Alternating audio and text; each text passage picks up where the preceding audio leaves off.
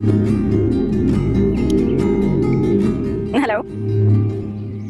Hello.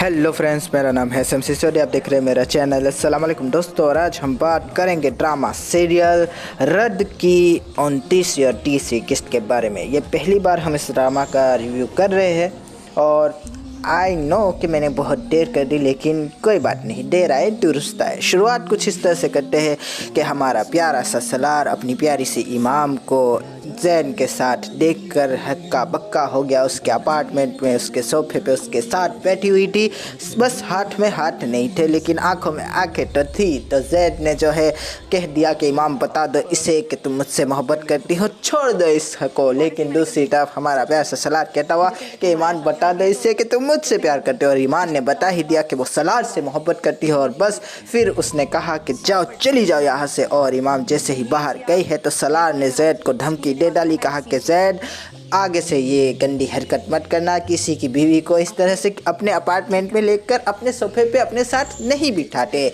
लेकिन जैन बेचारा क्या करे, उसकी आंखों में आंसू आ गए और मुंह अचानक से बच्चा जिस तरह से रोता है वैसा होने लगा। और जैन की एक्टिंग मुझे पर्सनली बहुत पसंद आती है। लेकिन दूसरी तरफ हमारा प्यारा सा सलार अपनी इमाम को लेकर घर आया और कहा कि जाओ अंदर अपने अब्बा को संभालो। लेकिन इमाम कहने लगी तुम्हें चोट कहाँ से लगी? लेकिन वही है कि तुम जाके अब्बा को संभालो, अभी जो है बड़ा मुश्किल दौर चल रहा है उन पे। और फिर हमारा प्यारा सा सलार वहाँ से चला गया। अब्बा जान से पहले हमारी प्यारी सी जोया उसे मिली। जोया अपने शोहर को समझाती हुई कि तुम ऐसा कैसे कर सकते हो मेरे साथ, मैं तो तुम्हें बहुत अच्छा समझती थी, वफादार समझती थी और दर्द कर्ब एहसास और तकलीफ़ में मेरे साथ खड़े रहने वाला समझती थी, लेकिन तुमने आज बता दिया कि मेरा वो सब गुमान ही था। लेकिन दूसरी तरफ शोहर कहता हुआ कि देखो, अगर ज़िंदगी को बेहतर बनाना है तो मेरे घर के बारे में भी सोचो, थोड़ा न्यूट्रल हो जाओ। लेकिन वही है कि तुम्हारा भाई एक राक्षस है, मेरी बहन एक गाय है, और मैं कैसे न्यूट्रल हो जाओ। और बस ये बात थी कि फ़ोन काट दिया। दूसरी तरफ इमाम आती हुई इमाम से कहती हुई कि जाओ अब्बा को तसल्ली दो, तुम्हारे सिवा किसी और की तसल्ली उन्हें समझ ही नहीं आती। और दूसरी तरफ हमें ये सोचा था कि ये वही लड़की है जो सबसे ज़्यादा अब्बा को टेंशन तकलीफ़ें देती है, लेकिन फिर भी अब्बा को सबसे ज़्यादा यही तसल्ली बख्श जवाब भी देती है।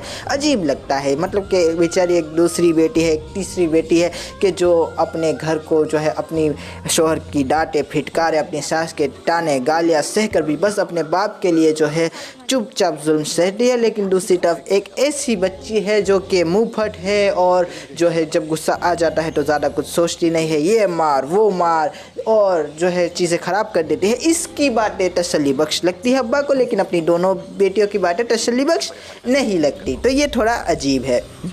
दूसरी तरफ हम बात करें तो हर किसी में अब जो है जोश का डोज हाई हो चुका है, तो अब किसी को कोई फ़र्क नहीं पड़ता। जिन बेटियों को पहले अपने घर का बहुत ज़्यादा मतलब कि चिंता थी, कहती थी कि मैं मार खाऊंगी, मर जाऊंगी, लेकिन अपना ससुराल नहीं छोड़ूंगी, लेकिन आज वही बेटियां जो है, बड़ी बेटी की तलाक होने वाली है दूसरी बार, लेकिन फिर भी कोई टेंशन नहीं है और अच्छे से जो है सेल्फियाँ ली जा रही है। बड़ी बेटी के साथ छोटी का भी तलाक होने वाला है, लेकिन फिर भी कोई टेंशन नहीं है, सेल्फियाँ ली जा रही है। और ये देखकर काफ़ी ज़्यादा अच्छा भी लग रहा था, लेकिन प्रैक्टिकल नहीं लग रहा था। दूसरी तरफ हम बात कर लेते हैं हमारे प्यारे से सलार की। तो सलार बेचारा अपनी ड्राइंग के ऊपर फोकस करता हुआ, लेकिन जब बीवी दूसरे इंसान के साथ पकड़ी जाए तो इंसान किस तरह से फोकस करे भला। ऊपर से वो इंसान भी बार बार चीख चीख के कह रहा था कि बोल दो इसे कि तुम मुझसे मोहब्बत करती हो, बोल दो इसे कि तुम इसे छोड़ने वाली हो।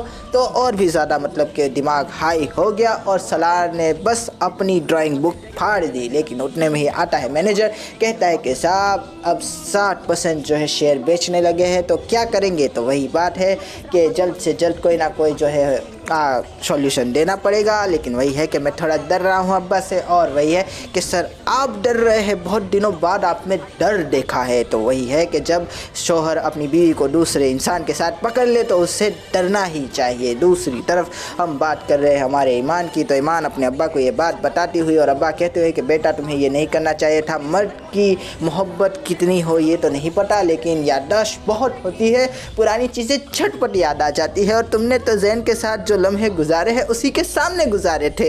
ये तो मतलब कि बहुत ज़्यादा सीरियस कंडीशन है। लेकिन दूसरी तरफ ईमान कहती हुई कि अब्बा मैंने उसके सामने उसे तसल्ली दी थी, लेकिन वही बात है, आंखों देखा कानों सुने से ज़्यादा इम्पोर्टेंट रखता है। और बस ये बात थी कि हमारे सलार का फ़ोन आ गया। सलार ने कहा कि चलो आज जो है हम जाएंगे और मेरा इलाज करवाएंगे। आजकल बहुत ज़्यादा मतलब कि गुस्सा करने लगा हूँ मैं। दूसरी तरफ ईमान आती हुई सलार के साथ बैठती हुई, सलार कहता हुआ कि कैसी हो तुम, इन सब के बीच भी तुम्हें मेरा ख्याल आ ही जाता है। लेकिन वही बात है कि अभी भी ताने देते हो मुझे, तुम्हें शर्म नहीं आती, तुम ऐसा क्यों करते हो। लेकिन वही बात है कि आप जो है मुझे बहुत ज़्यादा डिग्रेड जो करती है। लेकिन वही है कि मुझे तुमसे आप मत कहा करो, तुम जब आप कहते हो तो मुझे ऐसा लगता है कि मेरी इज्जत घट गई। लेकिन दूसरी तरफ सलार कहता हुआ कि तुम्हें जब से उस रूम के अंदर, उस अपार्टमेंट के अंदर, उस सोफे पे उस बंदे के साथ देखा है, तब से मुझे कुछ अच्छा नहीं लग रहा। लेकिन वही है कि मैं वहाँ पर नहीं गई थी, मुझे धोखे से। और जब धोखे का शब्द आया तो सलार का आपा लूज हुआ थोड़ा। उसने कहा धोखे से कैसे कोई किसी को लेके जा सकता है। और बस हमारी पैसी इमाम कहने लगी मुझे डर लग रहा है, मुझे डर लग रहा है। लेकिन वही है कि तरस नहीं आता मुझ पर, मेरी बेबसी पे। लेकिन दूसरी तरफ ईमान कहती हुई कि ऐसी कोई बात नहीं है, मैं तुम्हें किस तरह से समझा। लेकिन वही है कि आई एम सॉरी, मैं थोड़ा मतलब कि पागल सा हो गया हूँ। कोई भी मत पागल हो जाएगा जब अपनी बीवी को किसी और के साथ उसके अपार्टमेंट में उसके सोफे पर उसके साथ बैठा हुआ देखेगा। लेकिन वही है कि हमारा सलार बहुत ही ज़्यादा नाइस है और ईमान पे उसका ईमान बहुत ज़्यादा है। और ऊपर से ईमान भी ऐसी नहीं है, हम सभी जानते ही है। ऊपर से सबसे बड़ी बात कि जैद भी ऐसा नहीं है। तो इसीलिए हमारे सलार ने कंट्रोल किया, कहा कि मैं जानता हूँ कि ऐसा कुछ भी नहीं हुआ होगा, लेकिन क्या करूँ, आखिरकार मर्द हूँ, अपनी बीवी को किसी और के साथ देखकर पॉजिटिव हो गया हूँ। और बेचारी ईमान भी कहती हुई कि मैं भी समझ सकती हूँ।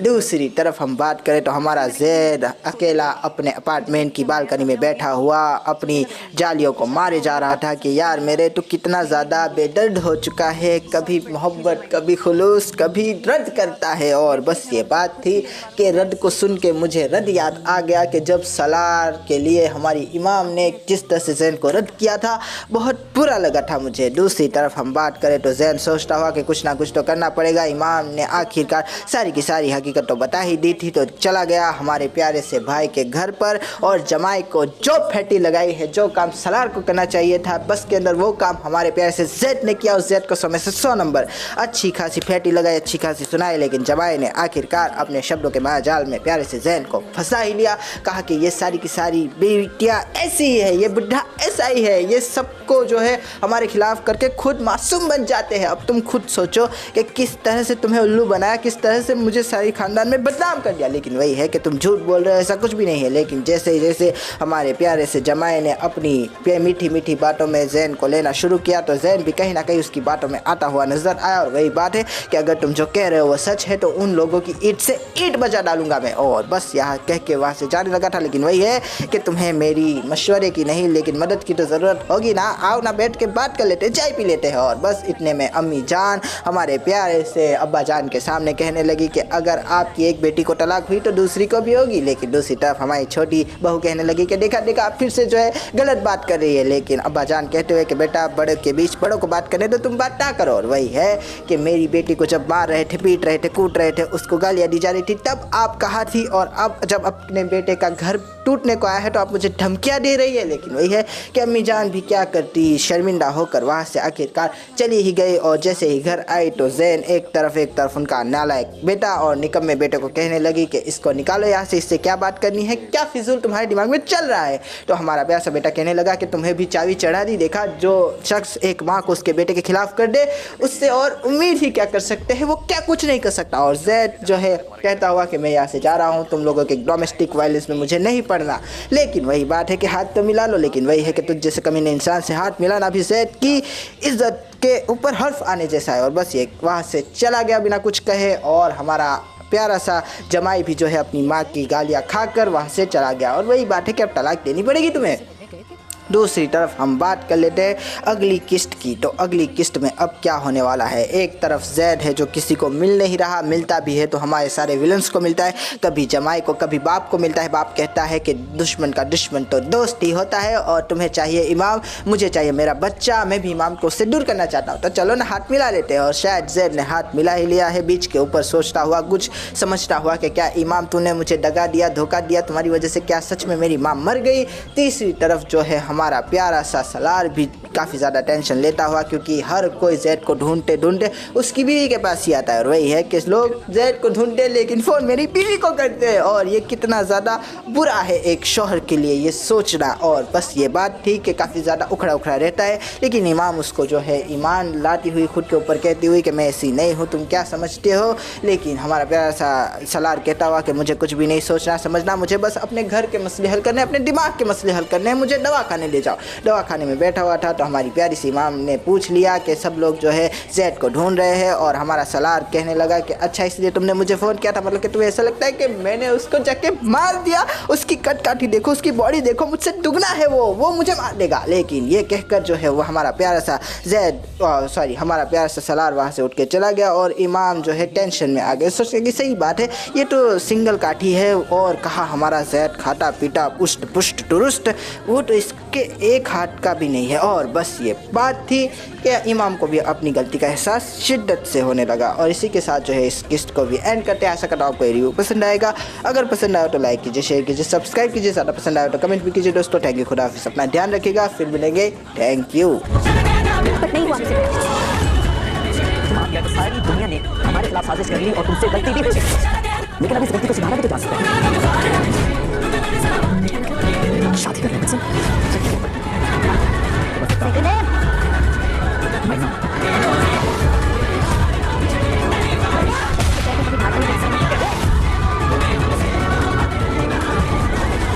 उसने मुझे मोहब्बत करना सिखाई थी। मैं मोहब्बत करती हूँ सलार से।